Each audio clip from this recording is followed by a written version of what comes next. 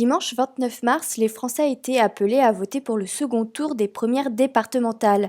Dans le canton de Savigny-sur-Orge, le FN a obtenu 26,76% au premier tour.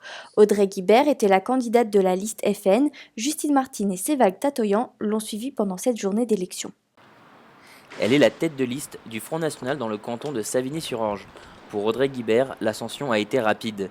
Elle est passée en 2 ans du statut de militante à celui de candidate. La jeune frontiste se positionne au-dessus du clivage gauche-droite, comme la présidente de son parti Marine Le Pen. Et comme cette dernière, elle pense que le FN est le seul à pouvoir redresser la barre. C'est vrai que Savigny-sur-Orge, c'est la 4e ville la plus importante du département. Il y a un endettement colossal, aujourd'hui 40 millions d'euros de dette.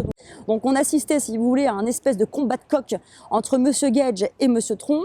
Et moi, j'ai voulu vraiment, si vous voulez, aller au contact des Essonniens pour justement leur parler notamment de la réforme territoriale qui va impacter de manière considérable le département, puisque le département aujourd'hui est toujours en sursis.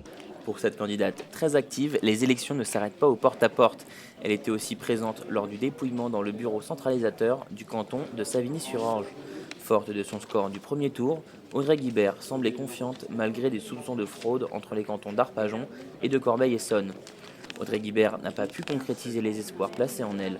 Le FN à Savigny-sur-Orge n'a obtenu que 32% des voix. Nous sommes seuls contre tous et malgré cela, nous progressons en termes de voix. Donc c'est déjà une victoire pour les candidats patriotes. Je ne vois pas ça du tout comme une déception. Au contraire, je suis particulièrement optimiste pour l'avenir.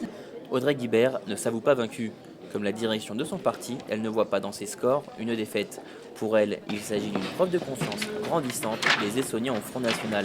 La candidate frontiste compte bien continuer sur cette lancée pour les élections régionales en décembre prochain.